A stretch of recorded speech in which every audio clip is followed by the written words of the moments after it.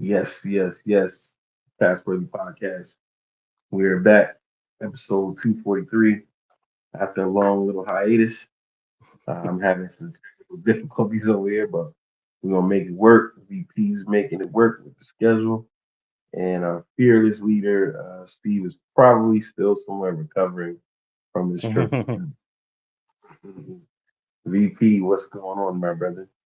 Not much, man. It's been 2 weeks since we potted. I had some travels. You had a visit.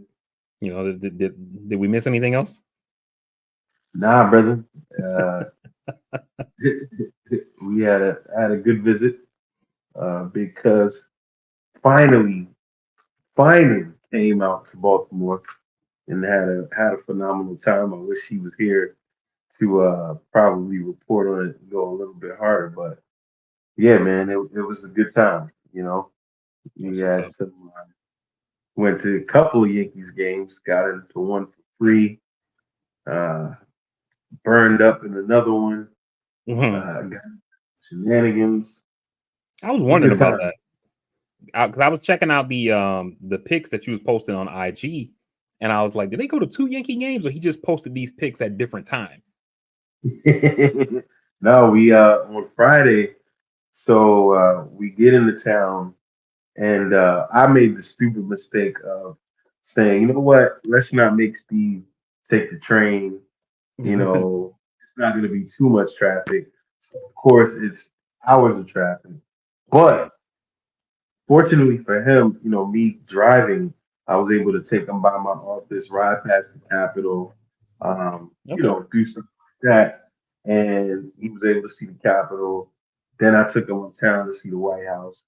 We rode past Washington Monument. We stayed in the car. I mean, these are things that you can see in the car from your Got vehicle. You know what I mean? So that was good for him to get that. But the unfortunate part, by the time we got to Baltimore, both he and I had to go to the bathroom extremely bad. So the casino was the nearest thing that we can get to. I cut 4 lanes, get us off the highway, get us into the casino that have immaculate bathrooms, by the way. Shout out to Horseshoe and they Casino. always do. They always do. You mentioned I can't. Every casino I've ever been in has had like fantastic bathrooms. absolutely, absolutely. And shout out to the good people at Horseshoe. They stay tight with it, and we went there, so we wound up playing. Steve wound up playing, his thing, doing his poker thing or whatever he was doing, and getting it in. And then my friend brother hits me like, "Yo, I got 2 tickets to the game, field level." I was like, "All right," we just pulled up, man, and had a good time. Yankees won 2 out of 3, so that was pretty good, and we had a good time, man. That's good, And man. That's good. the Yeah, wild part is we still didn't even get to see or do all of the things that I wanted to do. So that was the other wild part about it. yeah. For us, man, good trip overall to Detroit. We didn't do much but just bowl. Mhm. Me and the wife can't drive, so we're relying on TJ for all the driving. He's like, yeah, I don't feel like doing anything. He just wanted to bowl and rest in the hotel. So Right.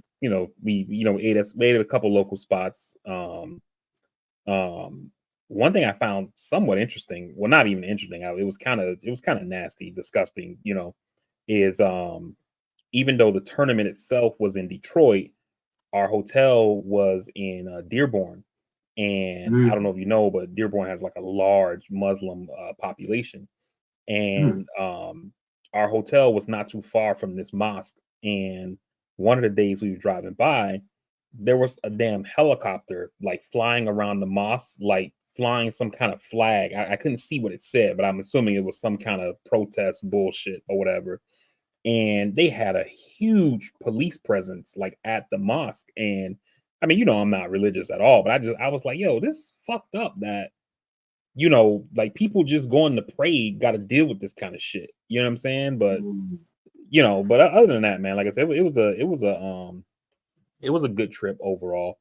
Um, the roads in Michigan it's crazy, man. They're merge lanes. You get on the highway, and it's like 50 feet, you got to merge. Like here in Florida, they give you like 1,000 feet, 1,200. It's like the merge lane is almost like a lane. Like here, it's like get in where you fit in. Like so, It sounds like Connecticut almost. But just to clarify what you were saying for the viewers, so y'all were near a mosque and there was like a helicopter of someone like basically anti, Muslim supporters or like anti, supporters of Islam or what who was it? Like who that's you what say I'm. it was? That's what I assume it was. But the banner thing that they were like flying out of the helicopter, I couldn't see what it said. So Got you. but like to me it really it made no sense to be circling a helicopter above them. Like it wasn't like a news chopper, it was like a private like almost one of those joints you see like that do like tours over the city side skyline or something like that. It looked like it was like one of those style helicopters, but it was just circling like over and over again, and you can see this like banner thing like hanging from the side door of the helicopter or whatever. And so I don't like again if it was some kind of protest or some kind of like anti like Muslim Islam thing, like that shit is just nasty, man. Like it's just people going to pray. Like what are we doing here? Right. And you said they had a large police presence. So I mean, Yeah, yeah. there's a reason, for a police presence, outside of a religious place. So Hmm. obviously they incur some kind of potential threats, Yeah, if any. yep, Crazy, man. Crazy. yeah.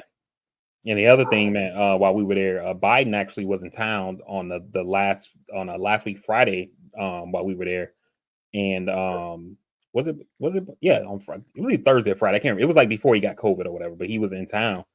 And I was like, yo, luckily he's like on the opposite side of town of where we are, because this traffic would have been a nightmare. Yo. Would have been vicious. Yeah. How did TJ end up actually going out there? He did well, man. He started off phenomenal, and then I don't know what happened. He just had a breakdown, man. He finished in 112th place out of 1,331 boys. So still finished in the top 10%. Yeah. But he finished 121st, but on day one, he was in 18th. And then Mm. I don't know what happened, man. Some tough pattern. Like on day two, he just bowled bad. Like there's no sugarcoating that. And then on day three, he just hit a really tough pattern, and he couldn't figure it out. Once he finally did figure it out, he wasn't getting carry on his ball. It was just one of those things. And then on day four, he was in the zone, but he was so far behind that it was hard to get caught up, because they do some really, really hard cuts. So it was like they got 1,330 boys. They cut from 1,300 to the top 25%. So I ended up being like 191, I want to say. And then they cut from 191 to 64. So Mm. if you're not like in the top, let's say like 80, you ain't making it. So Mm. And how did they do team wise overall? I'm sorry. How did the team do overall? Oh Or no, was this it this just not a this not a team thing. This is a pure individual. okay? I mean, Now yeah, they that's your top 10% is still, that's still a large field. That, yeah, yeah. crazy. Now they did have a tournament. It's like a tournament that's like a satellite tournament to that one the week before. They have they do half of it the week before, the other half the week after. TJ and that one has a team component. TJ and his team were in first place for the first half, but the second half is happening this week. So the results aren't final until the people who rolled this week are finished. Okay. Okay. Yeah. I mean, does he have any more high school joints left for the year, or is he done? Or Nah, this is it. It's a man, wrap on the youth bowling career. I mean, he might, as he get older, open it up, and he'll be in college, and getting it on. So hey, we'll see where it goes from here, right? Yeah, for sure. He's like For Yeah. sure. LeBron. He just had early career success, and now it's just He used it all up in his early years. Oh man. Hey, Jumps, he jumps welcome in and Big just Steve. immediately starts shitting on LeBron. Just goes in. We Right. welcome Big Steve to the pod, man. He's starting from the car, looking real presidential there. Hey, brother, how are you feeling from your trip to Baltimore, man? You disloyal. How dare you start without me? You didn't say nothing. You didn't say I nothing. You I bet technical difficulties. EJ over there. I bet you didn't even connect the new computer. I don't know how. I have no idea See, how. that's why he having issues. God, what is this? What is this? This is alpaca. You block this shit, EJ. You can't treat this shit like. Alpaca. Hell no. Oh What? man, Block there. But telling people about Baltimore, man. You finally came up here, man. I think you want to leave a little bit outside of going back to your family. Yeah, hey, I didn't believe it when I saw, even when I saw he posted the confirmation. I thought he like Googled that shit or something. So You, you you thought it both, was brother. You both. Photoshop? yeah. Man, I think they like me more up there than they like EJ. They definitely do. No, but yeah, man. Shout out to all of them, right? Like, all of them. I can't even. There's a list of them, but the ones that stick out, obviously, Ja, Jay, the whole crew, your whole squad. I tell you, man, them boys is like it's a true brotherhood. VP, like EJ, I could see why he'd be disappearing and shit because when you got people like that in your corner that's really chilling with you, like you pick up the phone and cats just start popping up. Like you lose sight of that when you move out of where you're normally from. Like when I was up that way, that's how it was, right? Any given day, the phone could ring or I could pop up anywhere and there's gonna be people there. And that's kind of how EJ's joint was. But um, huge shout out to those boys, man. They welcomed me with open arms, made me feel Yeah, like I was one of the crew. Like, sometimes you meet people that are new to you and you be like, okay, I know them, but this is his man's or whatever. Yeah. Like I never felt like that. I felt like from the point that I got there, like, yo, it is all love, it's true, real shit. Like, so, um, That's what's up. it was cool, man, and it was dope experiencing the Greek life a little bit, seeing how they intermingle and interact with each other. It's just a gang, it's a gang type shit. You respect the old heads kind of tell you what to do. The young heads a little bit knuckleheads, but they still know what the boundaries are. So yeah, that was dope. And then it is what it is. I definitely will be back. I look forward to getting into to the studio, into Trev's studio over there. That was a fire little spot that he opened up and all that. So yeah. I'll What's be up? back Yeah, for some yeah. crab cakes, man. I'll be back for some crab cakes. Just not enough Yo, white how women. I can see how why was that? EJ. What, How, the how crab how was cakes? how was the crab cakes there compared to like a spot where you had them here? Oh well, Could you? they don't compare. They don't compare.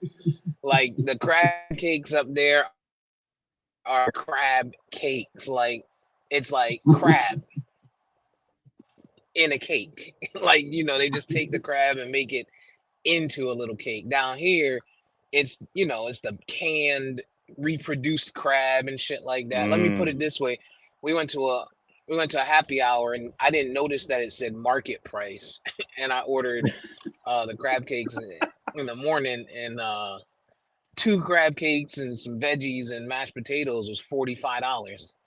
God damn. hmm but it's worth it because you got real crab. It was like lump crab. It wasn't that red bullshit that they be using at the Chinese restaurants and shit. Gotcha. Yeah, type shit. It was good. And we didn't even I didn't even get to take you to the spot. VP, how you talking about Mr. Chinatown? Mm-hmm. He did a whole test of all the crab cakes in the state, and the place that he ranked number one is literally like 5 minutes from my house. but we were Okay. doing so much running around. You know what I mean? Yeah, We didn't get to. I haven't lived life like that, and I mean, obviously, like kids and shit. But even since I moved to Florida, like leaving the house at by 10, 11 in the morning and not getting back to the house till 2, 3 in the morning. Like Damn. I remember those days to just lay down, go to sleep, and then wake up the next morning and just get it moving. Yeah. Now I see why he be so irresponsible with the pot. That doesn't justify it.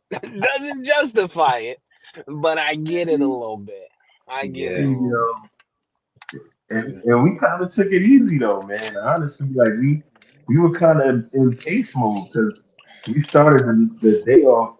You know, I had to force cats to eat because cats wasn't even gonna eat. Like these dudes, like Saturday, they wasn't even gonna eat. I was like, yo, come on, Steve, we gonna get some wings or something. So we kind of was a little bit more responsible than I typically am. You know what I mean? So Damn.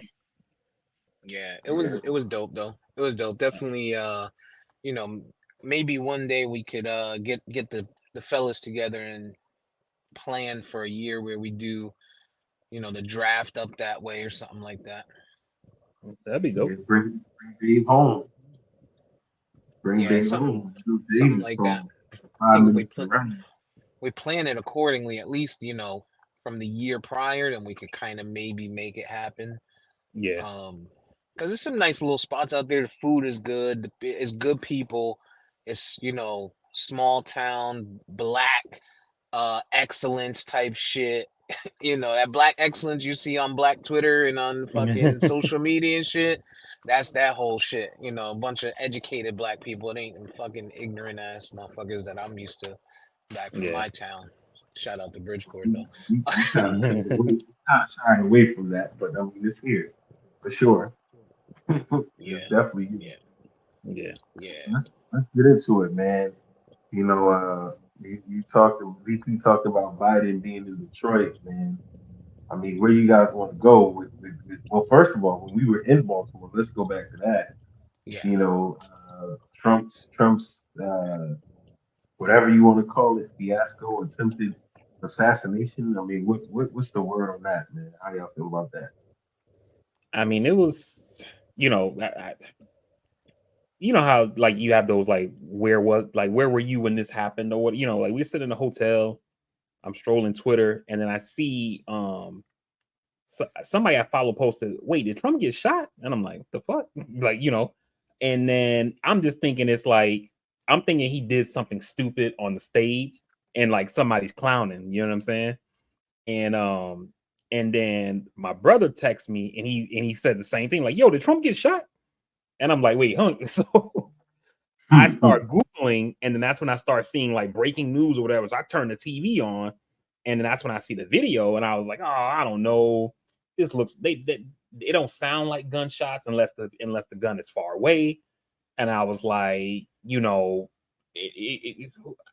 don't know. Like my immediate thought was like it's staged because it's Trump, And then as things were going on, and then you see um the Secret Service guys get on him, and when they played the audio because his microphone was still on, so the mic was picking up everything the Secret Service guys were saying, and then you hear the Secret Service guys like, "We need to move," and the other guy says something about the shooter, and then the Secret Service like, "Shooter's down," and I'm like, "Oh shit! Like this is real," you know what I mean? And then once he gets up, you see the blood on his face, and I'm like, "What the fuck just happened?" You know what I mean? Like it's crazy, man. That was you don't think you would see stuff like that, like especially given where the country's been with like JFK, RFK, and things like that. It seems like impossible to get that close to somebody under Secret Service protection. But those guys are human; they make mistakes. And I remember seeing a documentary on the Secret Service, and they say all the time that they have to be right 100% of the time, and the bad guy only got to be right once. And it just so happened this guy happened to be right on the day that they wasn't right, and so Almost right. Almost right. Almost right. I remember. So Ready? I'll remember it because we was at EJ's Alpha Picnic, which was like 1,500 people in black and gold not stomping the yard. Let me just clarify that because I have this expectation when I watch Stomp the Yard that they be out there move Gamma Cyan and wasn't none of that I saw. They was dancing though, they was popping. But anyway, I opened up my phone, real quick. Hadn't checked the phone in a little bit because we've been moving and shaking. And the first thing I saw before a headline was just a picture of him with the blood on his head. And I'm like, as soon as I saw the picture, I'm like, what the fuck is this? So I scroll up a little bit, or I read the time. I think it was on Instagram. So I read the comment, and it said, Trump rushed off stage. That's what it was, rushed off stage or whatever. And I'm immediately like, I'm not gonna tell y'all what I was thinking, but I was immediately like, let me check with VP and see if he knows what's going on. Then I remembered you was in, was in Detroit or whatever, or up in Michigan. So I'm like, damn, yo. So I start scrolling. I'm looking. And at that point, it was still so early. There wasn't a lot of details. And at first, like you, I'm like, some staged bullshit. And even after the videos come out, staged bullshit. Here's the fucked up part, yo. This is how fucked up Trump is and the Republicans and just our country. The fact that it takes for you to see that or hear that somebody actually was killed, allegedly, or multiple people, before you start to realize that maybe this ain't staged. And then I'm like, okay, this can't be. There was loss of life. But then I'm like, these motherfuckers is just that bad of a people that they might talk somebody into this and be like, yo, we'll keep you safe. And then it still turned into what it turned into. And it still be like a stage situation. You know what I'm saying? Like, that's where we are right now. I hope for the best that it wasn't staged. Like, you want to give a little bit of credit to the people that are running our country or, trying to run our country. But I still have mega amounts of doubts at this. And I just really don't know, what the truth is. And the more that you see him play on it, I took a bullet for democracy, and the whole maxi pad on the ear joints, like all of that makes you be like, come on, my dude. Like, this is not HBO. Like, this is the problem that I have with that people have with Trump is not HBO, man. This is real life shit that we dealing with. And if it is real and that shit did happen, you making it seem like it's kind of like a joke. You're inviting the next person to be like, all right, well, he missed. Let me give it a shot. Like, if you really hate him that much, and so I told you guys to what I said is like, I wouldn't want him to die, but maybe he could just go to sleep until December 1st and we'd be all good. You know what I'm saying? I don't want Trump to die, but maybe if it would have hit, maybe he just wake up December 1st. Whoever stepped in for him already lost the election. We can move on. He'll be healthy as an ox from after that. I'm good with it. Man, I'm gonna tell you, being that we was out there at that cookout, I saw what was going on, but I didn't pay any attention to it because I was so done at that point. Because so much liquor being passed around, and so that happened Saturday, and I'm thinking the whole thing is a hoax until Sunday, where y'all actually told me like, "Yo, nah, this was real ish." So I was lost, man. But I was more concerned that if he did get killed or harmed, how would that side of the country react? In our urban cities, etc. The Kyle Rittenhouse moves, the January 6th moves. What would really happen in the nation at that point? Yeah, I think we're lucky. We're lucky that it didn't happen, because I think we would have been in turmoil right now. Yeah, I think I have to agree on that, man. Like, it's it's the whole thing is just it's sad, man. Like, like there's so many angles to it to where it's like, I get that all public figures probably face some type of threat. Some people don't like them for whatever reason. Some people could just be, not right in the head.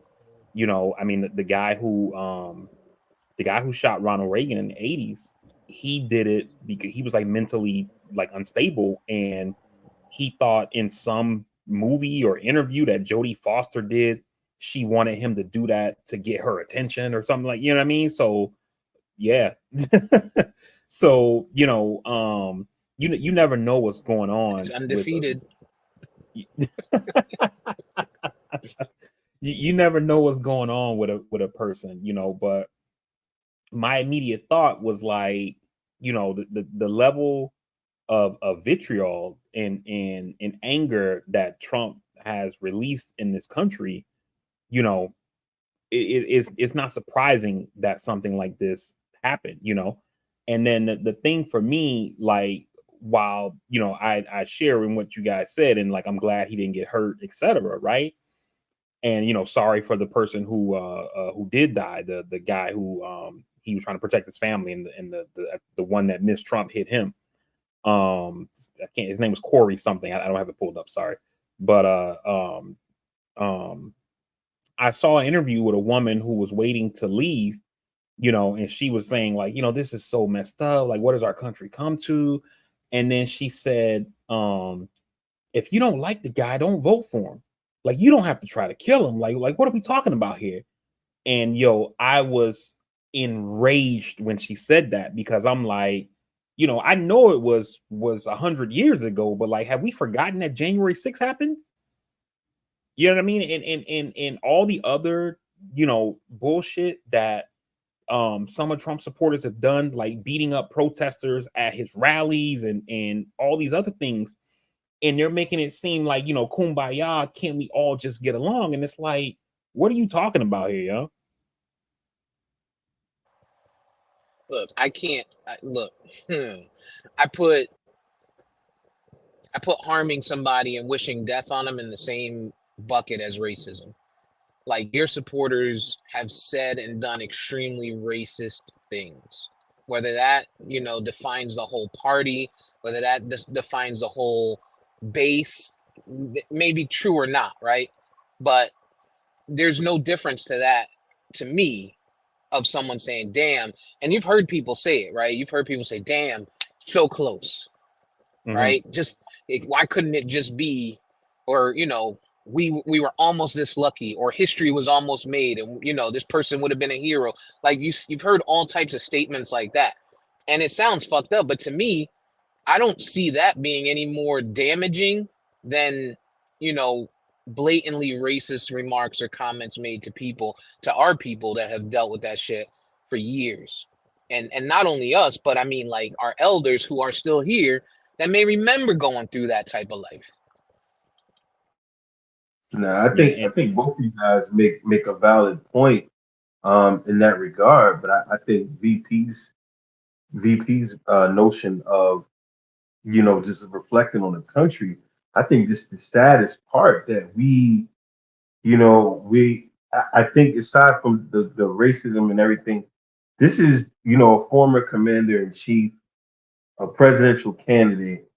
You know, where are we as a people where we're celebrating this potentially happening? Because at the end of the day, you know, the world is watching. The world is watching now more than ever before. And it's like, do we really need that on top of all the bullshit that we're looped into, on top of our role in what's happening over East? And like, to me, it's just mind blowing. Like, I mean, Steve makes an extremely valid point for his supporters and, you know, where things have gone. But it just seems like we talked about this before. We keep going further and further off the scale of reality. Like, this shit is turned into a Tom Clancy movie. yeah, I mean, it's crazy, man. It is crazy, you know. And in news today on this same topic, the director of the Secret Service resigned today, Kimberly Cheadle, which I think was necessary. You know, her state, she testified in front of the Congress yesterday about, you know, the security lapse, and, you know, she said some of the right things, like, you know, I take responsibility, you know, buck stop with me, all that kind of thing like that.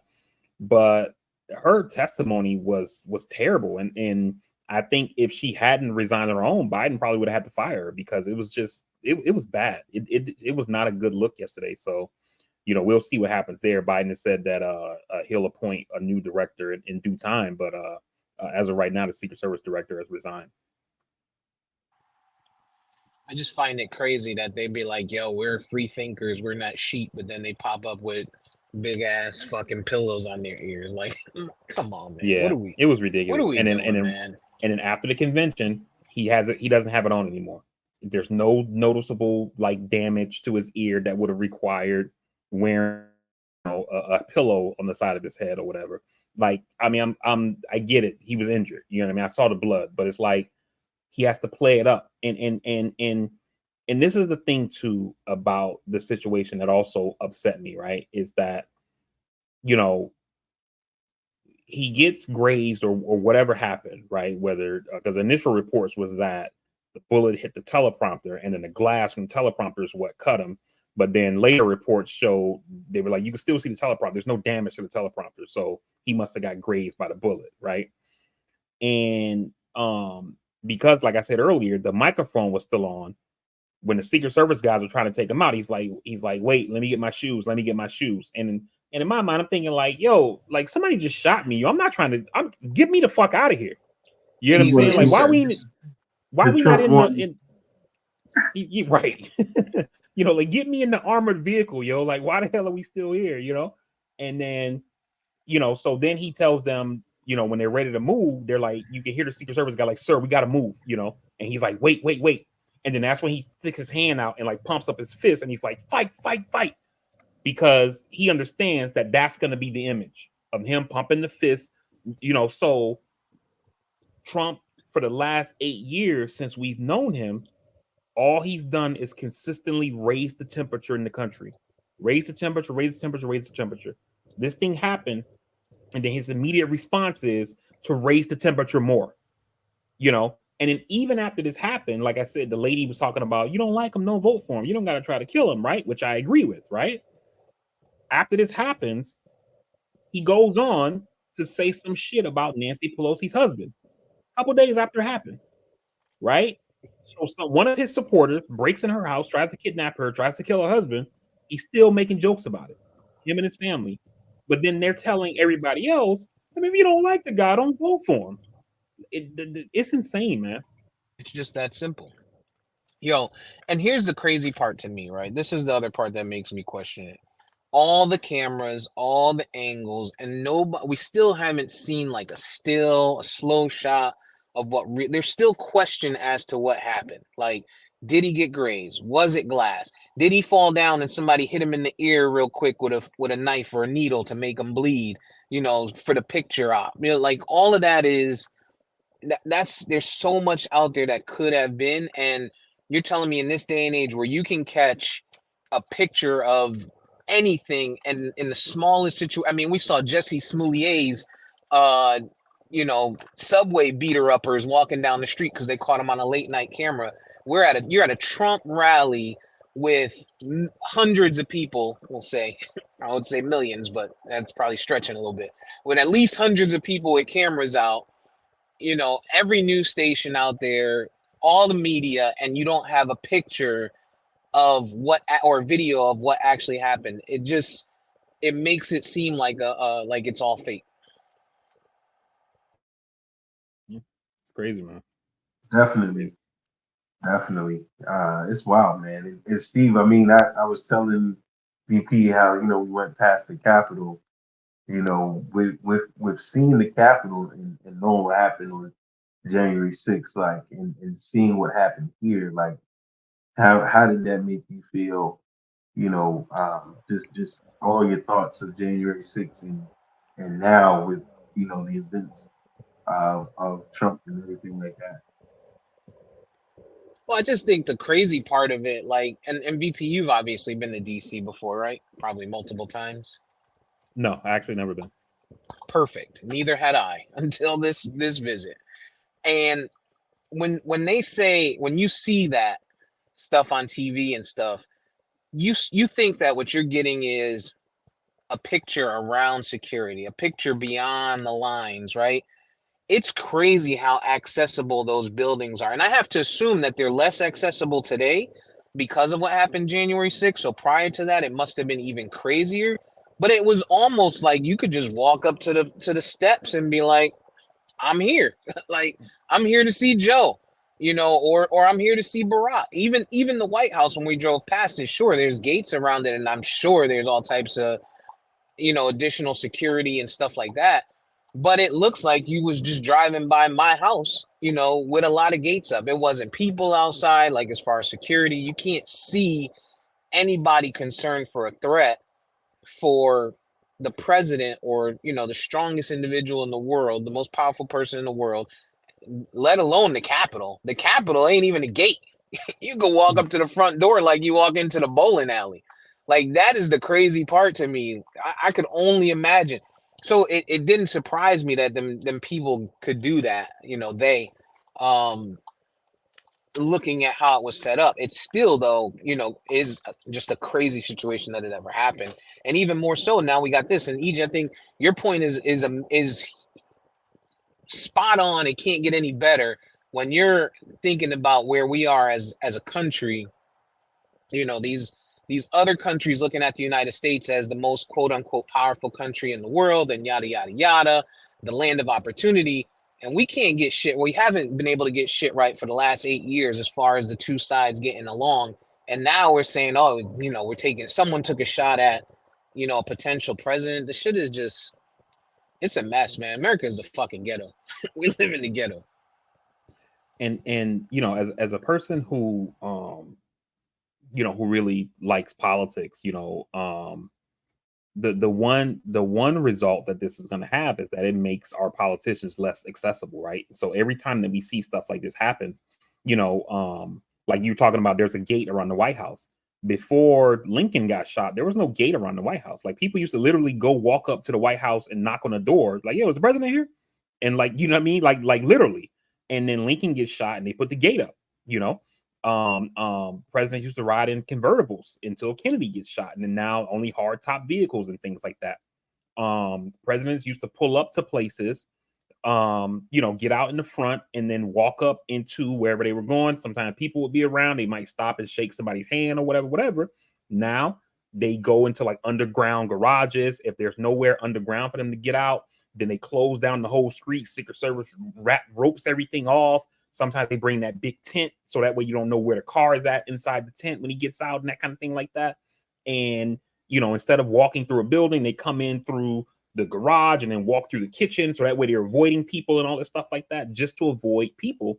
And it just makes the president less accessible, And like I said, the thing I was saying about, getting out on the curb, that happened until Reagan got shot in the 80s, And even now, like when I watch political events since everything happened with Trump, I'm seeing the agents closer to Biden, closer to Kamala, closer to Trump, and you're going to start seeing the people at more of a distance now, because that's just going to be the response. We got to keep the people away.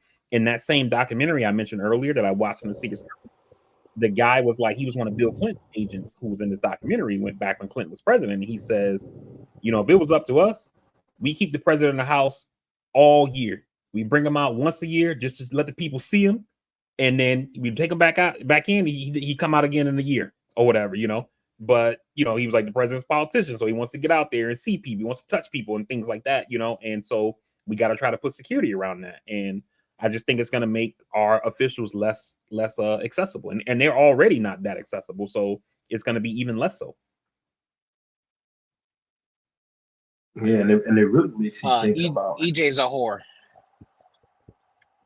Wow, it makes you wonder how accessible how secure we really are as a nation. I mean, we do all of these things for other countries, and I'm not saying like any full scale war type things. And obviously, the military or the Marines are not going to be, walking up and down the street. We don't want any kind of militarized state, but it just kind of makes you wonder, how or realize how, things can really happen. We see what happens at rallies and parades, but then when you take it to the Capitol, you take it to presidential events, it really makes you wonder, like, how safe are we really? How safe are we really? Yeah. And And I and mean, and not and on a military scale, but I mean, yeah, no, I got you. And the thing, like I've seen, at least Democrats saying this. They said it since the Trump thing happened. I saw it in the hearing yesterday when they had the Secret Service director there, bringing up the guns. And in a country that is flooded with guns, like you have to. That's why our president moves the way he moves. The president, you work up there, EJ. You live and work up there. The president moves around town. He's in a 20, 30 car motorcade. And they have to shut down streets and all that kind of stuff like that. You go overseas, the prime minister of the United Kingdom, he's moving around London. It's like 3 vehicles. It's a security car in the front, the vehicle he's in, and one security car in the back. That's it.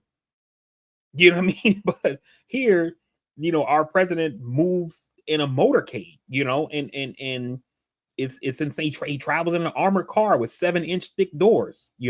Like so but because we won't do anything about it. It's the same thing when we talk about school shootings, where it's like, instead of doing something about the guns, we make the hallways rounded. And so here we are again. yeah. And it even, and I mean, Steve kind of touched on it when we were driving up there, because you could kind of see where the hood in Northwest is from the way we went, but I didn't really get to take them, and I didn't want to take them into the worst parts. But I mean, just this week, 15 minutes from the Capitol, 2 dudes were shot at 11 a.m. A 2-year-old girl was shot. I mean, so you talking about two polar worlds when you're talking about the politicians of DC, the $1 million houses, and then you got the gangs and the hoods and all of the gun violence. And I mean, to your point, VP, I was telling somebody, I was like, there isn't too many citizens in DC that don't carry guns, whether legal. I mean, they're all illegal, basically. There ain't too many citizens, that don't carry firearms down there because it's such a heavily populated city with so many people having so much access to illegal guns, and it's crazy. Yeah, indeed. Yeah, man. But What do you think is gonna happen with Team USA, since they can't barely win games unless LeBron James is, you know, doing his best impression of Jordan? I don't know, It's man. I told you before. I don't have too much faith in these guys. And Joel Embiid, I don't know what's up with this dude. Yeah, I said on the pod, when we first talked about when the team was finalized, that I think they should be competitive for goal, but it's not a lock like it was in previous years.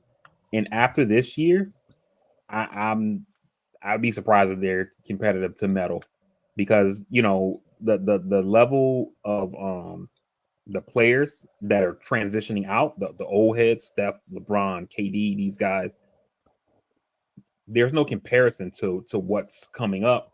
And then on top of that, the league is now so much more international, to where these guys who are stars in the league are from other places, guys like SGA and Luca and Giannis and all these guys like that, to where I don't know if they're going to be able to fill the team like the they're never going to fill the team like 92, but like the '08 team and guys like that I don't know if they can do that anymore, or at least in the foreseeable future. I love this time of year. I love the Olympics. I know VP, you love the Olympics too. There's just this feeling around Summer Olympics, and EG, I'm sure you like it as well. When you get a chance to climb out of the booty, that you could just wake up at 1 o'clock in the morning because you can't sleep, and you turn on and you see Olympic diving or swimming or some shit, and you be glued to the shit like it's the Super Bowl. Like it just, I don't know. That's it. I love this type of year, this time of year, or I mean, I guess it isn't this time of year, but this time of every 4 years. Yeah. But I agree with you guys, man. I don't know about this team. But what it is showing, at least from what we've seen in the last couple of games, is that LeBron is, lack of a better word, the alpha in the league. Like these guys are looking to him to make it happen in these late games. They're not looking at Ant Edwards. They're not looking at Steph, who's also an OG. Like LeBron is that guy to these guys. So with that, and seeing just the respect that he gets from his peers, and after he's making it happen, how excited they are and stuff like that. I have to say he is number 2 on my list right now. He was, behind Kobe, but I will put him above Kobe today. And climbing. I mean, I think the arrow is heading up. I don't think he'll ever, it's just me. But and I've always told you guys, like, I like LeBron. This is fans that make me not like him. But the other thing that I'm getting from this is, and I said it last year, we're running short on time on respecting his greatness and understanding how good this guy is and was, and longevity. 20 years in, right, this guy's going to be 40 and he's leading Team USA to wins when you got guys that are 24, 25, 26 years old that people are saying are the next GOAT or the next great of the league, and they can't get it done. So you have to respect this guy's greatness. Yeah, and me and my wife were talking about it, and I was telling her I think part of the problem too is that because of how much money these guys make, a lot of them might be like, man, I don't need that shit. I got business to handle in off season. I can't be, in China or London or wherever, Paris this go around. I got stuff to take care of in the off season before I got to get in the gym and stuff like that. And another thing too, and EJ talks about this a lot when he talks about how these guys are not as competitive as they used to be, as hungry as they used to be, etc. Right? And think back to when you watched. I'm not sure. I don't remember if you guys watched the Netflix documentary about the Redeem team, basically from 08. And in there, Bron talks about how they all went out to the club while they were out in Vegas, and they get back 5 a.m.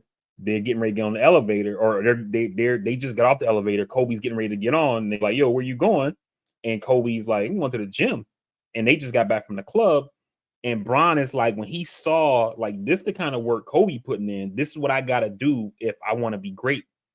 And I don't know if these guys in today's league are looking at somebody like Bron saying, this is what I got to do to be great. Kobe looked at Jordan and said, this is what I got to do to be great. Bron looked at Kobe and said, this is what I got to do to be great. You know what I mean? And I don't know if people are looking at Bron that way, saying, this is the kind of work I got to put in if I want to be great. And so that's part of why I don't know if, the next 4 years, when it's time to go to wherever the Olympics is going to be in 28, I think it's actually here in Los Angeles. I don't know if we're going to have a team that's going to represent us like that, No, I think you covered almost every aspect of it, man. Between the money, between the lack of competitive nature that they've come up with from the AAU circuit. Even I will go as far even to say as their connection to the European players now, because you got to think at one point the league didn't have that many European guys. You had a Detlef Shrimp, you had a Tony Kukoc. These cats was like, yo, when you come in our league, we gonna make you earn it. Now it's kind of like the face of the NBA are Euro guys. So I don't even think there's a national pride for these guys to be like, yo, y'all might get us Giannis, Joker, Luca. Y'all might get us in the league because we're on the team with you. But I don't even know that it translates to a national pride, in the Olympics. You know what I'm saying? And yeah, I mean, when you look at the Jordans, that 92 team and Jordans, the Magics, the Birds, them guys are like, yo, we the best in the world, and we're gonna show you, we're gonna kick your ass like it, and that's what it is. And I just think generationally, it speaks to so many different things.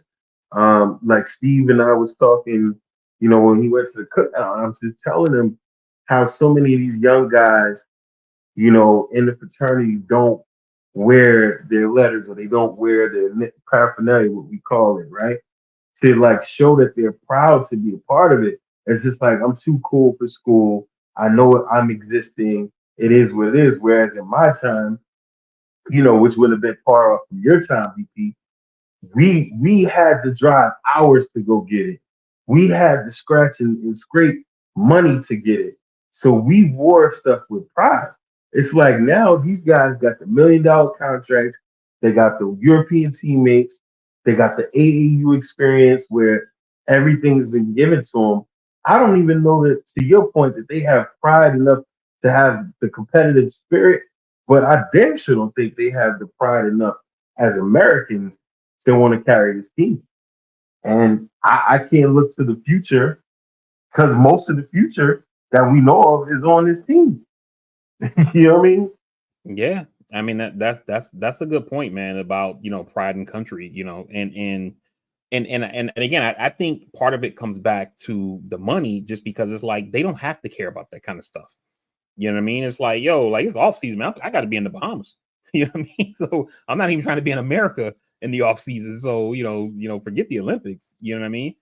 And that, like, that hunger to everybody's not going to win a championship. Charles Barkley was on that 92 team, never won a championship, but he won that gold medal, and he's not only recognized as an NBA great, but also as a world great, because he did it on the world stage at the Olympics against what's considered to be the best in the world. Now we know that the international talent has grown significantly since the 92 Olympics, but like that means something to win this thing.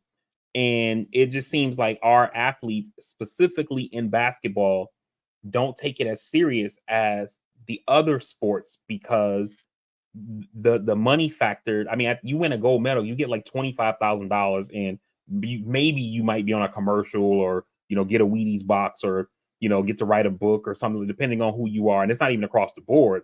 It's just kind of if you're like that person who was the story from the Olympics, like a Phelps, or um um Simone Biles, and people like that. But for the rest of these people, they're gonna be unknown a couple days after the Olympics. They can walk down the street and not have to worry about anybody even recognizing them. But for these Yeah. NBA guys, it's like, I don't need this shit. I'm good.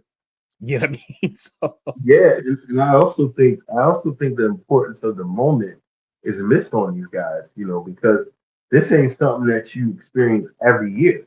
You know what I'm saying? It's every 4 years, right? So it's like, are you really capturing that moment mhm. to realize you could be a part of something great? Like, and it's, yeah, and I really think at the end of the day, and everything that we talked about leading up to this, it goes back to pride and country, No, because Luka, guys, I mean, you got motherfuckers in Ukraine, you got Lomachenko, while he might not have actually been on the front lines, or he might have, he's like, yo, I'm not boxing, I'm going over there, I'm at least make my people understand I care. You know what I mean? Whereas we like, the Olympics. and that's a great point that you bring up, and it reminds me of, remember the 80s when the whole Cold War was going on, and the hockey thing, when we played the Russians in hockey. Like that was a huge thing about national pride. Like, here's this country that we're basically enemies with, and arts, even though it's sports, like it's not like these guys are going to be on a battlefield trying to kill each other, but they still like, yo, fuck you, and where you from? You know what I'm saying? Like, every movie that came out from 82 to like 88 was, something against Russia, Cold right. War related. So I mean, we just as a nation, whether we are right or wrong, wherever you stand on it, whatever, everything was being geared and driven to that. Now it's like these cats, and I mean, you can't blame some of us as African Americans in this nation for feelings attached, in some ways. Obviously because of the way that we continue to be treated in this nation, right? But, still, there was still a sense of pride, to be American. And I don't know that these guys as athletes, top athletes have it. You Yeah, know, I don't see it at all, man. I think that's you nailed that one with the sense of national pride, man, because and even like this is something, that I've heard LeBron say a lot about the Olympic team, about playing for the country or whatever. And it could be him just saying the words, to give it lip service or whatever, but it's what he said. And I don't know if these young guys feel that in that way, where it's like, I ain't worried about the country, you know what I mean? I'm trying to get paid, and I got better shit to do, so yeah, it's crazy, man. But yeah, I think that this team, like I said earlier, I think they can win. I'm not sure if they will win. They're definitely not a lock. And if they're going to be relying on LeBron to be the guy to get them over the hump game after game after game, I mean, the dude is about to be 40, and that dog ain't gonna hunt. You know what I mean? Like eventually, Father Time is undefeated. You know what I mean? undefeated. So eventually Three it's things, gonna, four things in this world: right. death, taxes, father time, and we know the other. Hmm. So Yeah, crazy. it's they're gonna have to step it up, man. And you already seen the injuries. KD's injured, Kawhi's gone. Embiid's a injury waiting to happen. AD injury waiting to happen. So it's gonna be interesting Olympics. But I'm excited, man. I can't wait to watch the opening ceremony on Friday. Can't wait. Like Steve said, I love the Olympics. I find myself watching stuff I'm not even remotely interested in. I'm watching archery and ping pong and all. Absolutely, I be watching absolutely. all of that shit, yo. It's definitely a pride, and just seeing the U.S. being represented, and it's definitely one of those things. Yep. I be sitting there like my son will come out. CJ's like, "What are you watching?" And I'm like, "Oh, yeah, I was watching the Olympics." He's like, "Why are you watching this? What is this?" I'm like, "It's fencing."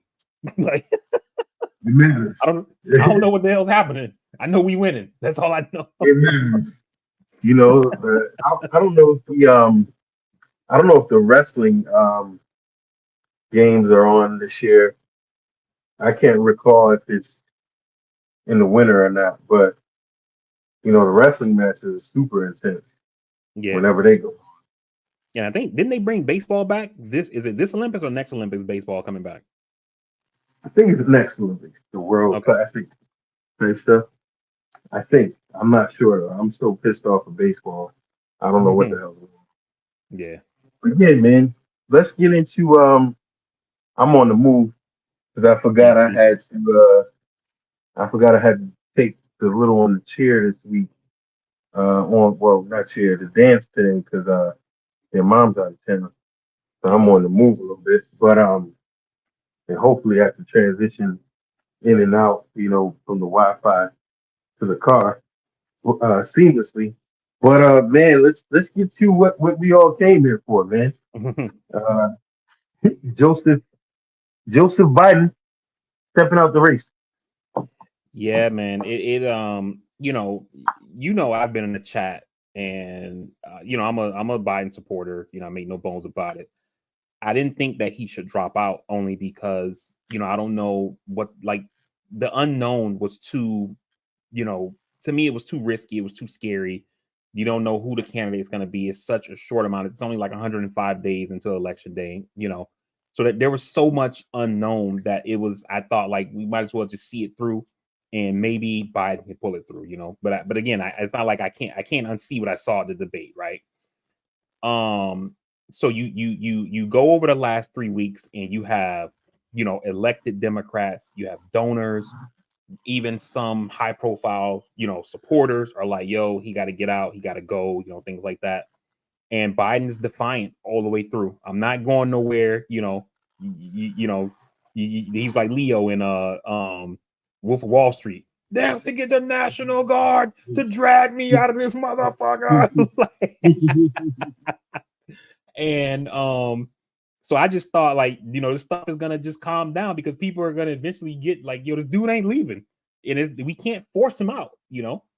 And then next thing you know, like I said with the Trump thing when we talked about it a second ago, it's kind of like, where were you when this happened? And when I got the news, I literally was in line at TSA in Detroit to fly out, and there were these 3 white girls standing behind us in the line, and I heard the one girl gasp, and she's like, and her friend's like, "What happened?" She's like, "Biden dropped out," and the other friend is like, "Oh my god!"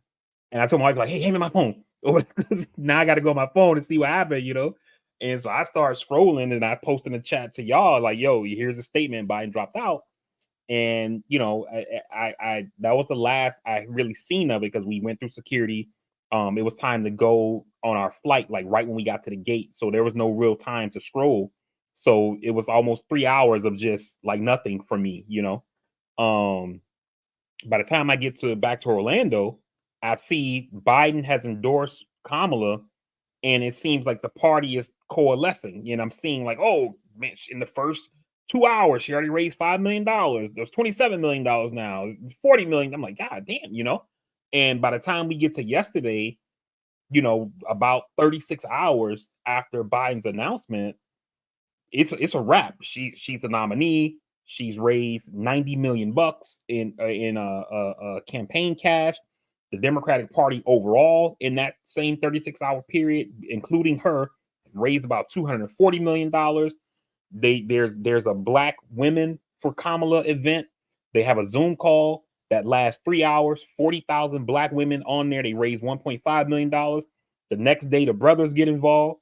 They have a Zoom call, 30,000 Zoom calls of Black men for Kamala. They raised $1 million. You know, I'm hearing the auntie's gonna want to have one next, and it's been crazy, like how quickly people coalesce. And the last thing I'll say is that the stuff that I'm hearing from people I follow who are like more on the activist side, they're like, you can feel the shift. They're like, it feels like the energy has changed, where people are excited. People are ready to campaign. The campaign announced they already signed up 28,000 volunteers. They hadn't even asked for volunteers yet, and people were just like, "Yo, I'm ready. Put me in, coach." You know, and these are the people that's going to register voters. They're going to knock on doors. They're going to get people to the polls. You know, the money, the endorsements, and things like that. And so, while I would agree with anybody who would say that Trump is the front runner right now, I think we got a race on our hands now where it looked like Biden probably was going to lose. And I don't know if it's such a sure thing right now. And, you know, we still got a way to go. She got to pick her VP. You know, we still got, 3.5, 4 months left or whatever. But there's definitely an energy shift. I've seen people even saying this feels like Obama 12. I've seen some people say Obama 08. I don't know if I'm there yet, but you can definitely feel something has changed. I don't. How strong is my connection? You still hear me? Yeah, Good to go. you Good to know, go. this is what we kind of been talking about, and I've kind of been, on my stool screaming, at the party about it. It's that grassroots movement, man. It's that all of that mobilization that happened in less than 24 hours. You know, hey, you might not love Kamala. I didn't love Kamala, right? But we got a bigger agenda here, and the party is rallying the troops. And it's about time that, we've gotten to the point where we like, yo, we riding with this candidate. People there's murmurs about people that might win the challenger or whatever the case may be. But it seems like cats are falling in line. And, like you said, the efforts overnight was kind of amazing, man, and it's beautiful. And I think, it's only the beginning. I think while she has been quite quiet ish, she has inserted herself in certain ways. Like I pointed out the BT Award. She seems like she's tapping the certain areas that need to get tapped. And I think it's only gonna get better from here. I would love to see where that money is gonna go, not in the auditing sense, but just how they're gonna target this thing. And like you said, the Right. VP of choice would be a big, big question. But a lot of heavy hitters, a lot of the old school Dems, you know, they drawing their line in the sand. They like, yo, it ain't no question where this has got to go. It ain't no Yeah. question. And It ain't no and question. and I actually want to, I know how, you and Steve feel about Biden, etc. But I think Biden actually deserves a little bit of a shout out here, and not for dropping out, But from the reporting I've seen, the people who wanted Biden out also didn't want Kamala. They wanted a whole new ticket.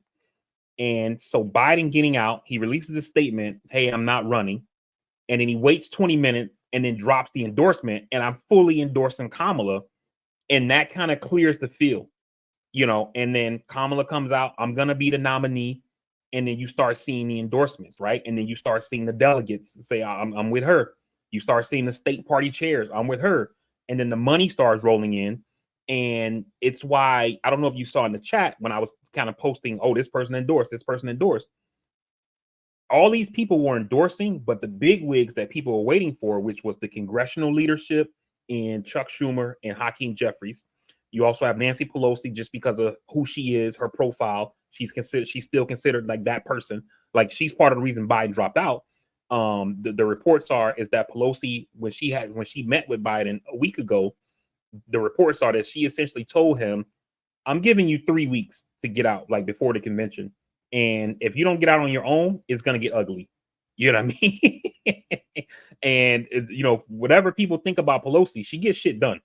You know what I'm saying? So, and here we are. But anyway, you didn't see the congressional leadership endorsed. You didn't see Pelosi endorsed. You didn't see Obama endorsed. And I think it's because the party wanted somebody else. But Biden and the grassroots basically was like, this is who it's going to be. And then you start seeing the endorsements roll in, and then it becomes that thing where, this is a point where I think Democrats are acting a little bit like Republicans, where there's their old political saying, Democrats fall in love, Republicans fall in line. You know what I'm saying? And here, it seems like people have fell in love, but they've also fallen in line, which is more important.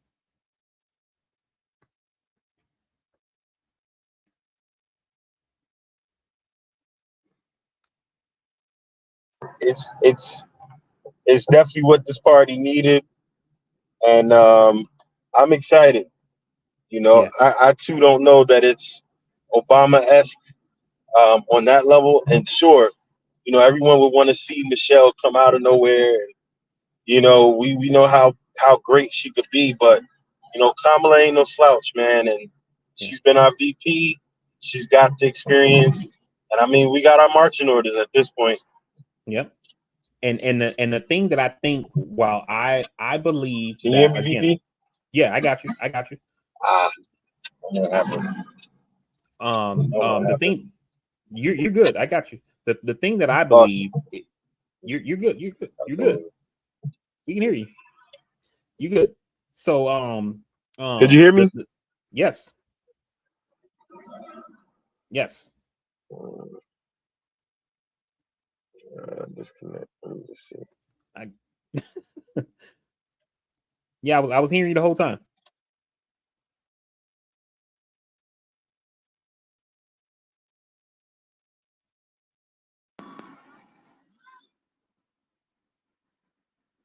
Can you hear me? Yes, I heard you the whole time. Oh, okay. I couldn't hear you. That was the problem. I couldn't hear you. All right. Yeah. All right, we back.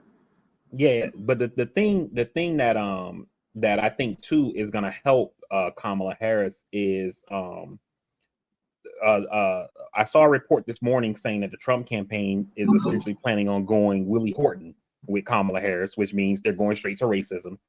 You're starting to see Republicans, she's the DEI candidate, and Speaker Mike Johnson, Republican Speaker of the House, has told them, yo, don't go there. That's not going to be good. And I'm like, that's what a lot of Black people might need to I think that a lot of Black people are already energized because we got a Black candidate. But then for them to go racist is going to just further energize them. And racism is not good. I'm not trying to say like, yeah, let's do a racism. You know what I mean? But, I think that they're making a mistake in coming at her that way because, regardless of how people felt about Obama, Black people were always there for him. And it kind of, I don't know if you remember that SNL skit where they were like, Barack Obama's approval rating has plummeted with Black voters. It's gone from 98% down to 97.3. And so I think you could end up having that same kind of situation here where people feel like, you know, they gotta surround and protect her, and then especially with them not challenging her on her record or her policies and things like that, it's going straight to racism. No, I think, and it's something going back to what me and Steve kind of always talked about. How do you reach the least educated voters? And sometimes it's those surface level things that are gonna just make sense. Like any black person, whether they're a political guru or not, they know what racism feels like, and most of them can kind of understand what it feels like and what's at stake. And I mean, if they go that route, we're already seeing how black folks are getting behind her, you know, just in the 24 hours, you know. Yeah. So, I mean, it might make it very easy for her to pass along her message and kind of reach those people that have reached to the everyday folks that may not be voting, but they might Right. be watching ET Awards, they might be watching VH1, etc. And I think it also, you know, helps put some perspective or put some more eyes on the agenda of the other side and what's going on, because it's necessary. Right. And one thing, you know, me and you disagree about this topic specifically a lot, you know, on how you message, how you communicate, you know. And it seems like Kamala and her team, which her team is basically Joe Biden's team, is just that she's the leader now. So the communication has gotten younger, right? And I'm more of a traditionalist, you know what I mean? I get like going on the YouTube channels and TikTok and all that stuff like that. But, you know, I'm kind of more like, yo, go sit down with the New York Times and all that kind of stuff like that. But, you know, I'm probably a little bit more outdated or whatever in terms of that kind of communication style, right? And something that you see happening with Kamala is that you see her leaning into the social media stuff. So there's some person, they said the person's name, I can't remember what it is, some kind of TikTok star who they came up with some phrase called brat or whatever. I guess that's kind of like, you know, I don't know what it means, but like the same way like people say that's on fleek or whatever, you know. So brat means like something or whatever. And Kamala is embracing that. So that's why if you go to her campaign's Twitter, they have their background is like green, and whatever that green color is like associated with that brat saying, and they use the same font as that thing and everything like that. And so you have these TikTok people, you know, they're embracing that and like, oh, Kamala's brat, and they making up these mashup videos, you know, clipping all these different things together of, you know, her dancing with the AKAs and you know, speeches that she's made and all this kind of stuff like that or whatever. And her team is leaning heavily into that.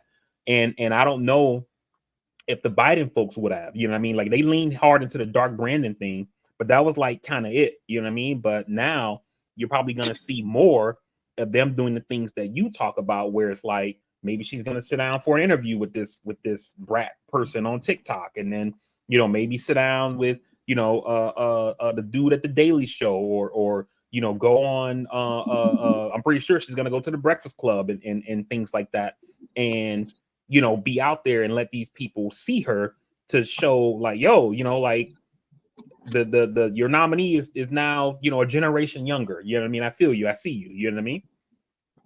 And yeah, I mean, you touched it on the head there, you know, being that A, she's younger, and B, she has, you know, while she may be older than the college student or whatever, she has, you know, a window into seeing what works.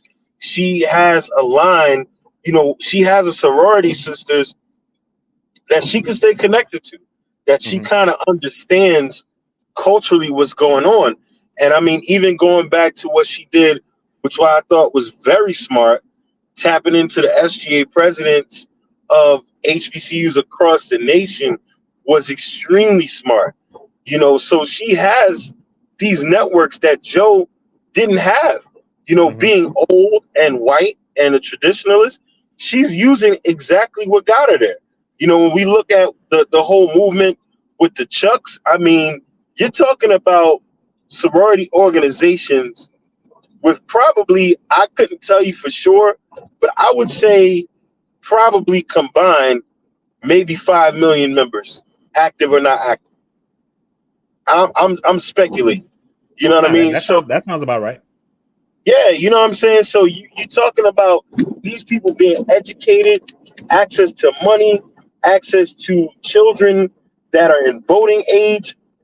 I mean, she's hitting all cylinders right at the right time. And I think the Right. only thing that is gonna be, as important as you brought it up is gonna be the VP choice. Show it to me again. So Brett is my daughter just pulled it up. Bold, real, audacious, and what's that? Trend setting. So Oh, okay. and she's 15, and Look at simply us being because educated by the youth. exactly, simply because you mentioned it, she's tapped in. She Hmm. can't vote for another few years, but this is the wave. And when you're talking about the community, if nothing else, black folks can look and say, I got somebody that, okay, I might not relate to 100%, but she's 15 years old. So I mean, in her next 4 years, she could be voting for Kamala on her own. Right. You know what I'm saying? So I mean, this is the type of messaging, imagery, drive. This is what we've been needing. And I've been one person to say, where's she been? What has she been doing? But I think, like you said, the party is taking a major shift to say, yo, we might not love her, but we're gonna fall in line. Yeah. Yeah. Yeah, I agree, man. It's good. Like I said, energy change, and the thing you mentioned about tapping into like the SGA and the fraternities and stuff like that.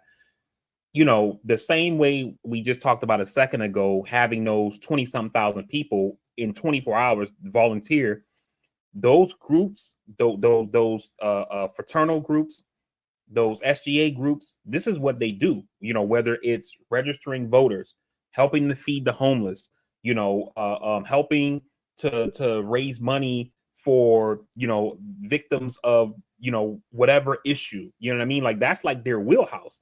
And so if they're ready, willing, and able to turn on that activism for her, it's gonna do nothing but help her in places that she may not be able to reach with a speech or with an interview. Whether the interview is with traditional media, a traditional newspaper, TV, whatever, whether it's on YouTube, etc. And I'm not saying like, oh, she got to go on Drink Champs or go on Hot Ones or something like that. You know what I mean?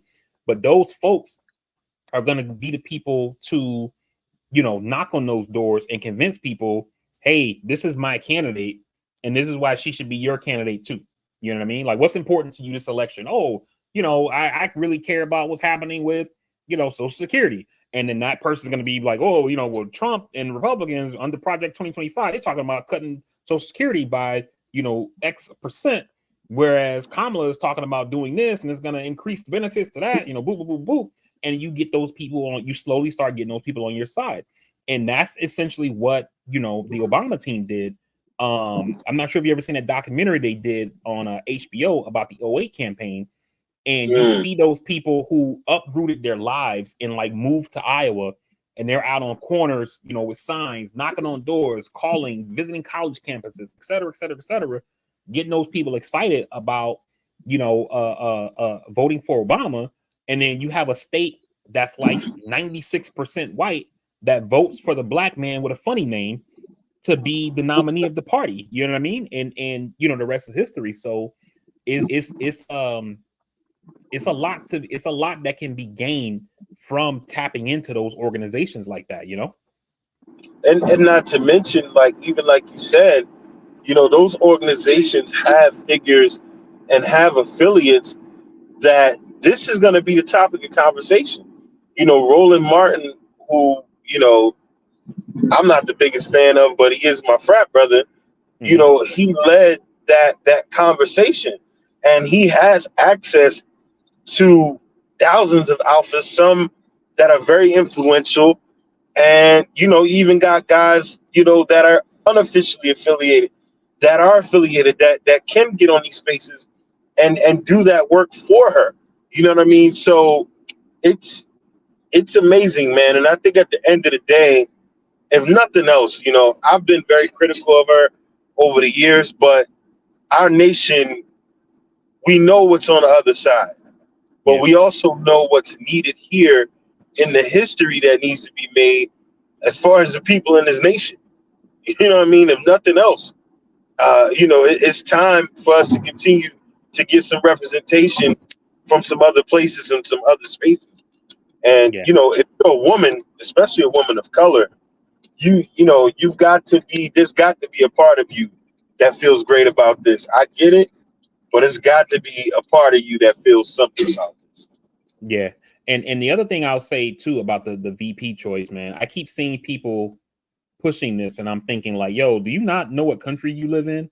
Like Gretchen Whitmore, the governor of Michigan, like a woman candidate is not going to pick another woman as her VP running. We're not there yet. You know what I mean? So people need to get that off their mind. It ain't happening. You know what I mean? And the list that leaked out that she's looking at, Gretchen Whitmore is on it. But I think that's just because Michigan is a swing state. So that's more to shout out to Michigan voters. Like, yo, we see you, we looking at you, but it ain't gonna be Gretchen Whitmore.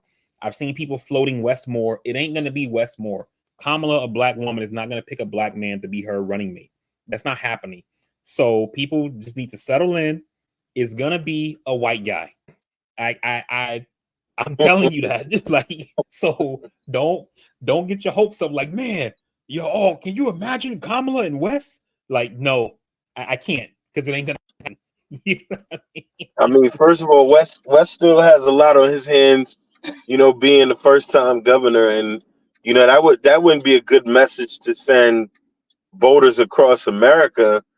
That this guy, granted the call of duty is much more important for the nation, but it could be easily used against him. Well, this guy abandons his own state after a Yeah. major tragedy, and this is another DEI thing. I heard they're in the same cult, they're in the same gang. That optically would look horrible. And as black folks, like you said, we know we ain't arrived. We try to tell folks that all the time when black folks trying to do these literally white collar crimes, and don't get away with it. We can't have too many Negroes in the house. You know what I mean? We know that. Yeah. We got to take what we can get here. But Right. who's gonna be the perfect? Who's gonna be the perfect person? Who do you think would be a good candidate? I think before you go, I think Pete Buttigieg is kind of uh, built his own kind of image apart from what it was when he initially ran. But I don't know. I don't know. What do you think? I like Buttigieg, but his problem, I think, is the same problem that we have with Whitmore or with West, right? Pete Buttigieg, yeah, he's white, but he's a gay man. And so I think having a woman who happens to be black with a gay guy, that's just not, we're not that progressive as a country yet, and so I'm not sure that'll fly with a lot of people. I think it's going to be a straight white guy, and I think the odds-on favorite is Josh Shapiro, the governor of Pennsylvania. Pennsylvania is a swing state. Yeah. Josh Shapiro was the elected attorney general, so he's won statewide when he was the attorney general. He won statewide to win the governorship just this last cycle in 2022. He knows what that state needs. He has to talk to a lot of Republicans to win Pennsylvania. I think it's going to be him. Another person I got my eye on is the Democratic governor of Kentucky, Andy Beshear. He won election in 2019 and won re-election in 2023. He knows how to talk to Republicans, and so I think he will be somebody that would be key for her. So I have my eye on him. And a person who wasn't on my radar at all, but apparently he's on Kamala's radar, which surprised me, is Mark Kelly, the Democratic senator from Arizona. I'm hearing that he's high up on the list. So, and I got my eye on him. But the reason I think that it won't be Mark Kelly is because he's unknown. I know him just because I follow politics like crazy. You know what I mean? But you already got Kamala, who, like you said a moment ago, like you've criticized her, like where's she been, right? So Kamala is already in a phase to where she's kind of reintroducing herself to the country. and you don't have time to be reintroducing you and this dude. You know what I mean? Right. And so, Right. so I can't carry this both, my boy. right. So you're probably gonna need somebody who already got a little bit of profile on them, and that's somebody like a Josh Shapiro. I think it's interesting the states that you named, both PA and Kentucky. You know, like I've always told people, you know, if you ever go down to Louisville and you go through a tour, you know, they pretty much tell you it's like a state like Delaware, where a lot of the people there in the Confederacy wanted to side. I mean, not in the Confederacy, in the state wanted to side essentially with the Confederacy, but due to strategical location and just overall what was going on, you know, Kentucky, they didn't really know, hey, if we go full out into this thing, you know, while they were the South, you know, they tried to for a long time tried to stay out of it, right? Because they didn't know, you know, can we sustain this? You know, what's gonna happen? Same with the Delaware, you know, them being so far north, you know, they had the Confederate values in mind, right? Being on the Eastern Shore and, you know, Maryland having slaves like right near them and Delaware participating. They didn't know if they could do that. So, I mean, that reigns true to your point in a political sense, party wise, when you're looking at PA that has such a strong Republican base, especially in Western PA, Kentucky, same thing, you know. So I think those are very interesting choices where you got people that can speak to that conservative right side that kind of knows, hey, we're conservative, but we're not Trumpers, you know. I think those are very interesting choices. And, you know, I think Shapiro, you know, with his ability to win over PA, I think would be a very good asset. Yeah, the one thing I think with Shapiro that might make Kamala pause on him is that, I mean, obviously they're gonna vet him, so they might find other stuff. But the thing that I know off top of the head is that Shapiro is Jewish, and he is like full support of Israel with this war happening with the Palestinians. And you already know young people are not feeling that at all, which is part of the reason they were upset with Biden. And so I don't like Kamala is already associated with Biden because she's the current sitting VP, even though these decisions that the administration is making is not her choice. Whether or not she supports it, she don't have a choice because she's in the administration. So she gotta support it at least rhetorically, regardless of how she actually feels like on the actual policy. But Shapiro has been like lock, stock, and barrel with the Israeli government on this. And so that's something that could come back to bite Kamala with some black voters, as well as with some of these young voters who were protesting the war. Because like when people were doing the protests on college campuses, he was against it. You know, he was full-throated supporting Israel and things like that. And so that might be something that hurts him if she were to pick him as the VP nominee. That's interesting. That's interesting. That's very interesting take. Yeah, yeah. I don't know how. Yeah, I guess at this point, you know, with all the reason we have to celebrate, you know, the energy, it's still some strategy to be made. It's still some strategic moves to be made in the wee hours of things, because it's got to come soon, right? Because we Yeah. got to kind of get Well, this she got 3 person. weeks because she don't have to Yeah, announce it until the convention. yeah, yeah. And how they roll that out is gonna be major. Yeah. How they roll that out is gonna be major. It's funny how I was saying, you know, we need to bring Jeezy for the part 3 for my president is black.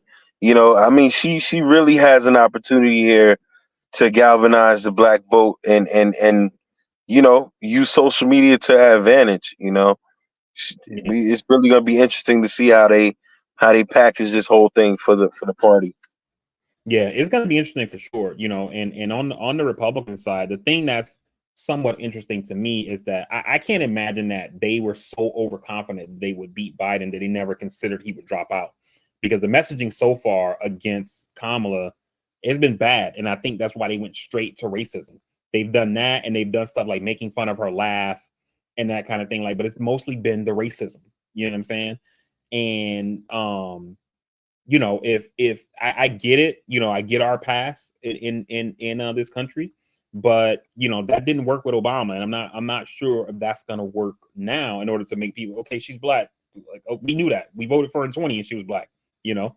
Yeah, we were voting for the white guy, but we knew that if he went down, she was the relief pitcher, you know what I mean? And so you know, I don't know if that's gonna be enough, but you know, we'll see. But yeah, it's an exciting time, man. Exciting time. I could live with the effort so far, you know, and you know that's been my biggest issue with the party is just, you know, fighting this fight differently than we have been, you know, over the last up 10 years, you know. Get Mhm. in this fight a little differently and fight fire with fire when you have to, and you know, so I think for me, I'll be able to live with the fight. You know what Yeah. I mean? And you see her doing that, you know, that she's made 2 campaign speeches in this first, you know, 48 hours or so. Both times she's mentioned Trump being liable for sexual assault. She's mentioned the convictions, you know, and because, you know, because she can speak in coherent, complete sentences, basically, you know, she's able Yeah. to hit all the points, you know what I mean? She's You a know, prosecutor. yeah, and that's you know, she's using that. She's like, you know, I was a prosecutor. She's like, I prosecuted sex crimes, and Trump's been found liable for sexual assault.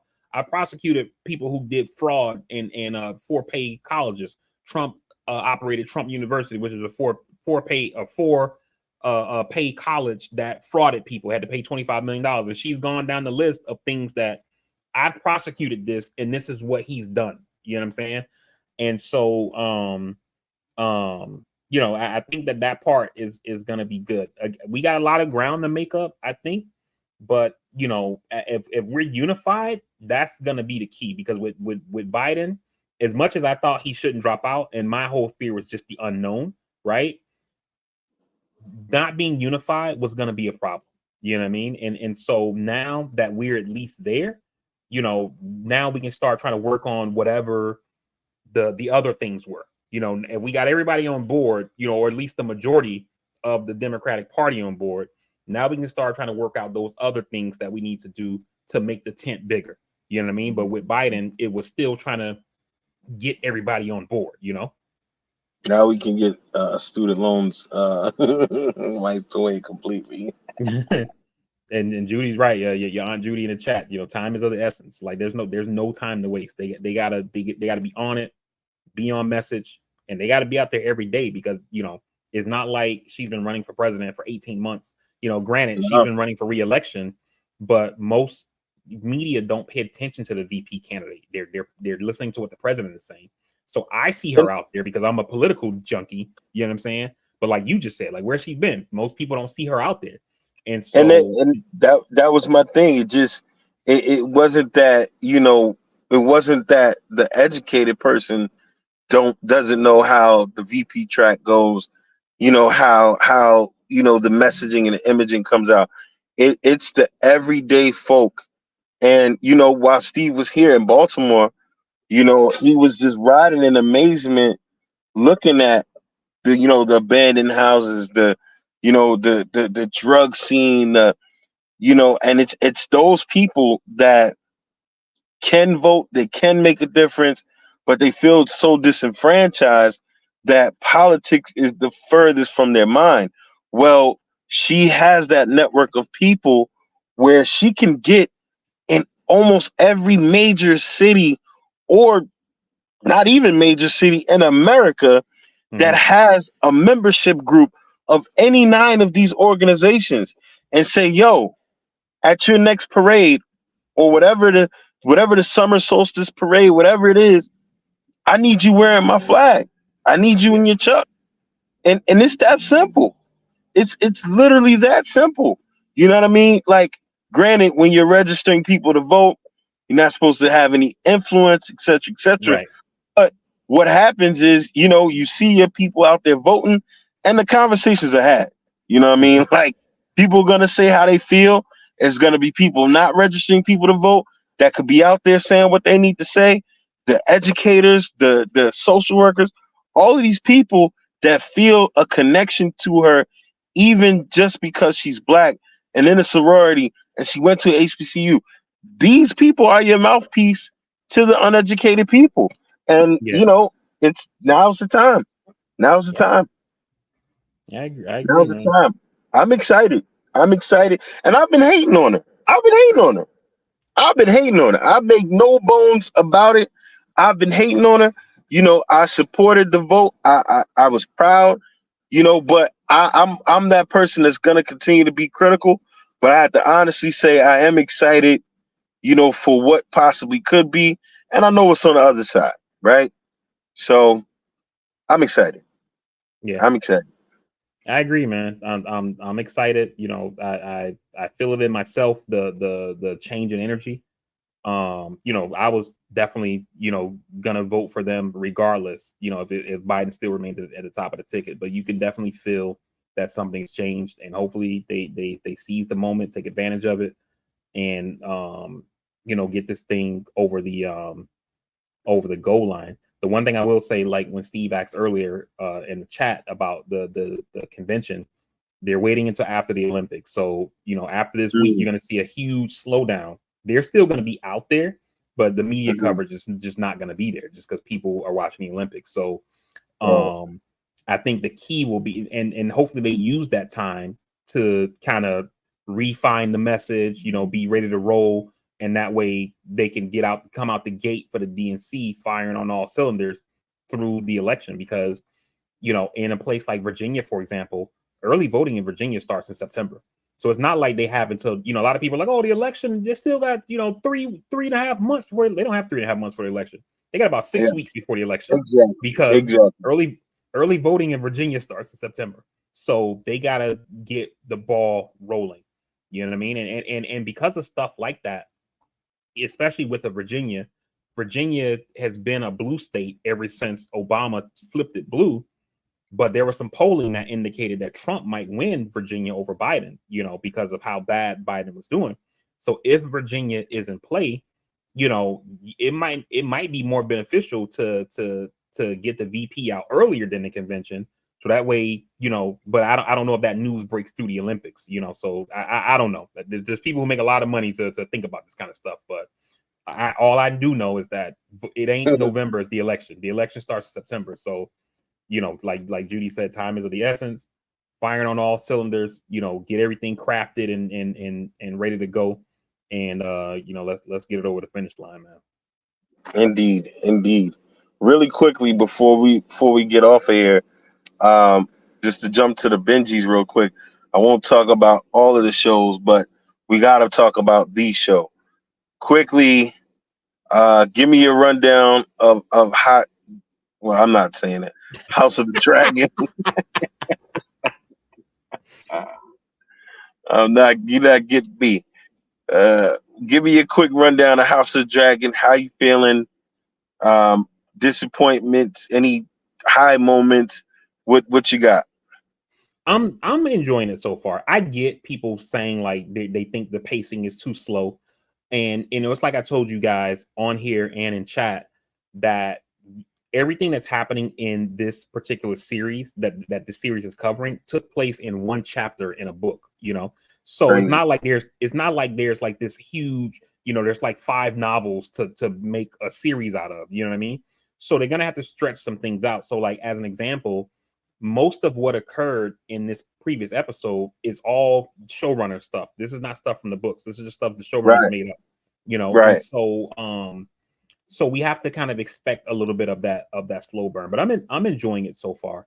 I like some of the reveals that they gave us. Like I was holding on to telling you guys that that Alan and I can't think of his damn name now. His brother, the Baldwin, they're Corliss's sons. You know what I mean? So like when we first meet them, I didn't want to spoil that for y'all or whatever. So, but now they've let you know, like, basically these are his kids. So that's why Alan shaves his head, you know, so nobody can see his white hair or whatever, you know. The thing about the dragon seeds, that's what they're called, like the people who they try to get to ride the dragons because they need more dragon riders or whatever. The bastard dragon seeds. Right. And so, you know, like I knew that was coming or whatever. So, you know, I'm enjoying it, man. I'm enjoying it. And then even like I saw some people making noise about the whole Rhaenyra and Mazaria kissing thing or whatever, but that's because they're show only people. In the books, they play with sexuality a lot. So like something that you never see in the original Game of Thrones is in the books, Daenerys throughout the series is like sleeping with women and men. You know, she's getting it in both ways, you know. But in the show, they don't talk about that at all. You know what I mean? Right. The only time they even hint at it is when the first season, when she was trying to figure out how to get with Khal Drogo, and the girl was showing her like, yo, this is how you this is how you do this, you know. That was wild. But that's the only time they even play with it, you know what I mean? But so to me that wasn't a big thing, because in the books, like they're doing stuff like that all the time, you know. I think where they may be going wrong, I think HBO has a tendency to stretch series out as much as possible, right? I Mm-hmm. think that Wire, as many seasons we love, I think they could have condensed some things to maybe spawn another show. Same Mm-hmm. thing with Sopranos and it's how they tie it off. And I think they believe they have the same bandwidth here, because when you know how everything truly ends, and you can kind of see how they build in to that climactic point where something real foul is gonna happen and people are gonna be like, yo, I can't believe it. Especially those that haven't really, got insight onto what's actually gonna happen. I Yeah. just hope that they don't wait too long to where they lose that moment. Cause like you said, they're putting in things that aren't canon, and they fast track some stuff, they change some stuff, they're taking their time with some stuff. I just hope that they can kind of get a gauge on how long they're going to drag this out until we see the final WTF happen. Because that Yeah. final WTF moment, people think, the red wedding was something. That final WTF moment of this is going to be nasty for people. Yeah. It could possibly be some of the most savage stuff we've seen on TV if they do it right. And I've been saying since they announced the show, and once the first season aired, the thing I keep coming back to, I keep saying, yo, there's some stuff that's gonna happen in this story. If they do it right, you know what I mean?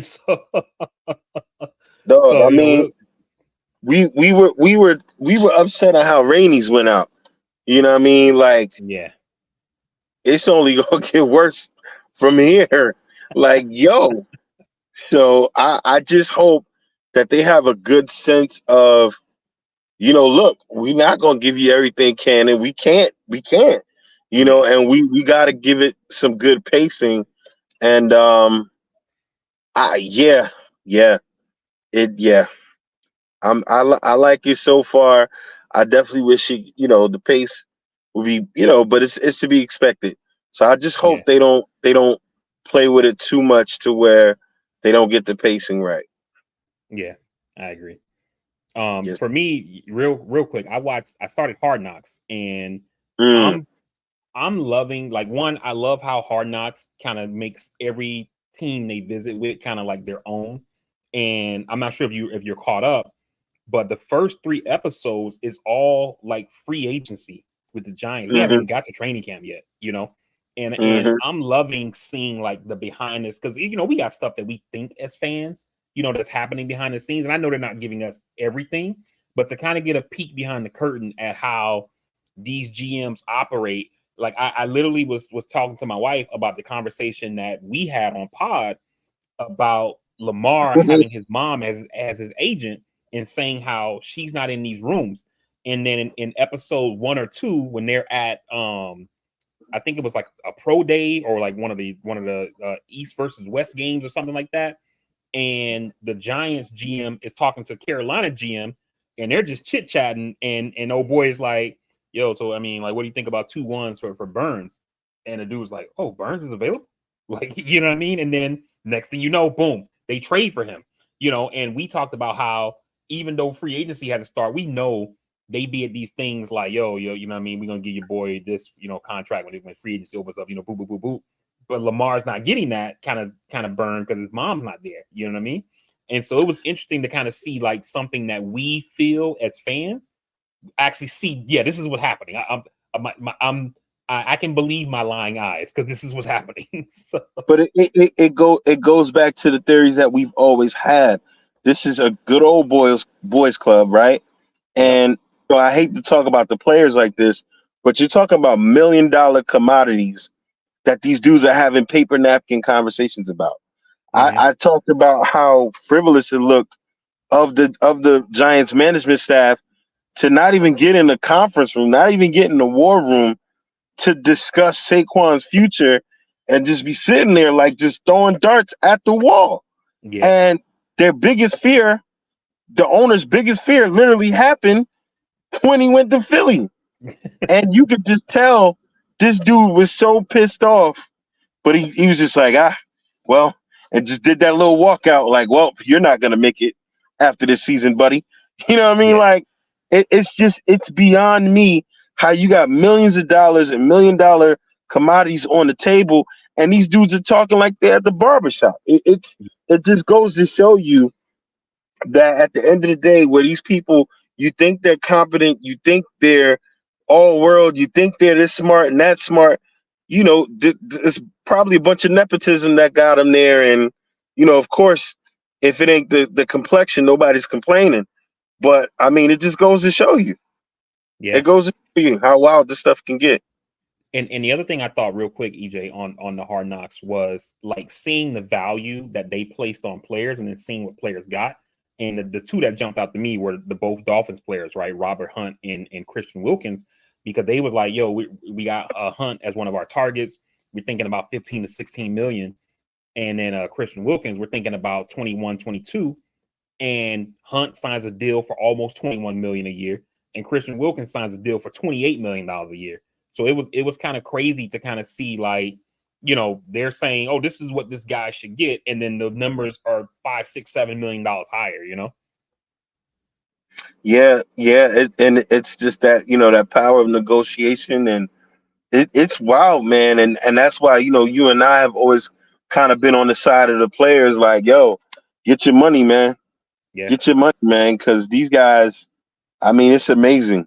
I couldn't believe what I was seeing the conversation was surrounding. I couldn't believe it. Like, they didn't even leave the GM's office.